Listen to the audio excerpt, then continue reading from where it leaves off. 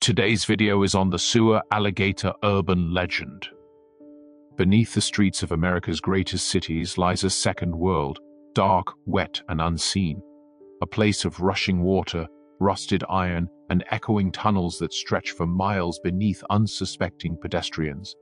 For nearly a century, people have whispered the same chilling question: are there alligators living in the sewers?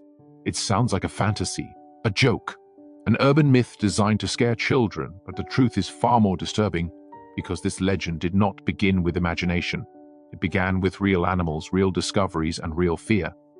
At the dawn of the 20th century, America was fascinated by the exotic. Department stores sold live animals. Mail-order catalogs offered monkeys, snakes, and even baby alligators. Tourists visiting Florida could buy small living alligators for less than $1, marketed as harmless novelties, no warnings, no regulations, no long-term thinking. Children posed for photographs holding baby gators like toys, but baby alligators do not stay small. As these animals grew larger, stronger, and increasingly aggressive, owners panicked. Keeping a 6-foot reptile in a bathtub was no longer amusing. Feeding became expensive. Handling became dangerous. So people did what people often do with inconvenient problems. They tried to make them disappear. Some released alligators into rivers, others abandoned them in lakes, and in cities with vast underground drainage systems, a terrifying solution emerged: flush them away. In the early 1900s, New York City workers began reporting something strange during routine sewer maintenance: scratches, broken pipes, unexplained movement in the water. Then came the sightings. Workers claimed to see large reptiles slithering through tunnels beneath the city. Newspapers seized the story, publishing dramatic headlines that captured the public's imagination. In 1935, the legend exploded into national consciousness. On a cold February day, teenage boys in Harlem were shoveling snow into a manhole. As they worked, something moved below them, something alive. Suddenly, a nearly 8-foot alligator lunged from the opening. Police were called. The animal was shot and killed. Photographs appeared in newspapers across the country. Officials dismissed it as a one-time incident, likely an escaped pet that survived briefly underground. But the damage was done. The idea was now planted. If one alligator was there, how many more were hiding below?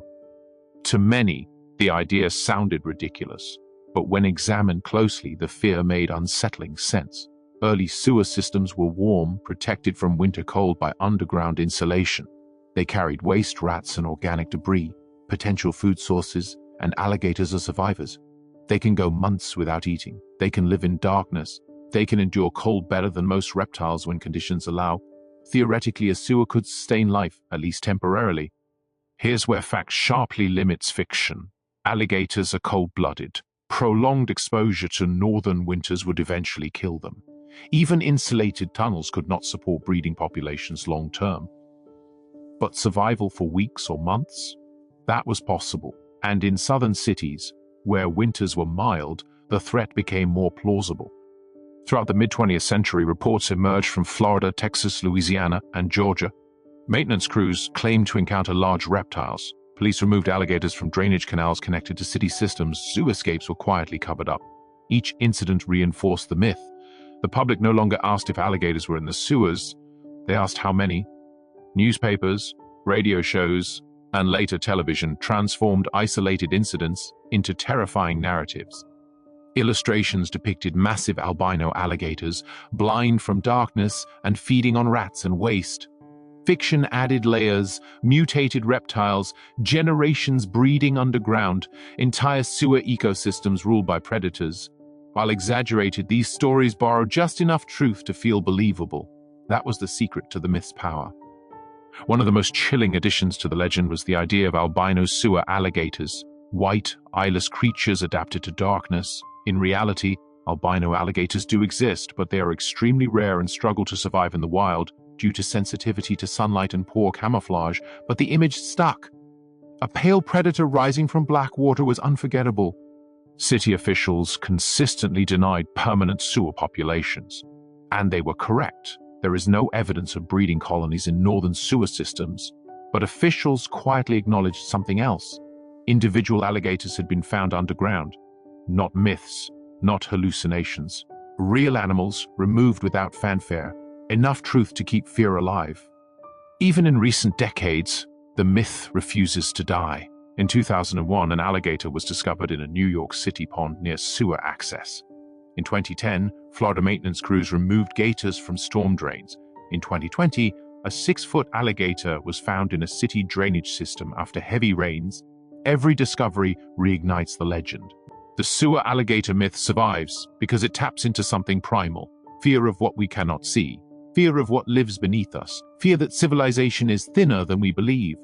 It reminds us that nature does not disappear, it waits. So, are there alligators living in the sewers? Not in hidden empires, not in breeding hordes, not ruling underground kingdoms. But have alligators entered sewer systems, survived there temporarily? Terrified those who encountered them? Yes, and that is enough. Because when something real crawls out of the darkness, even once, it becomes legend forever. Every time a manhole cover rattles, every time water moves where it shouldn't, every time a worker hesitates before descending underground, the question remains: what if something is still down there? Not a monster, not a mutation, just a reminder that some myths are born from truth, and truth is far more unsettling than fiction. Tell us in the comments which urban legend you'd like us to do a video on next. Please like and subscribe.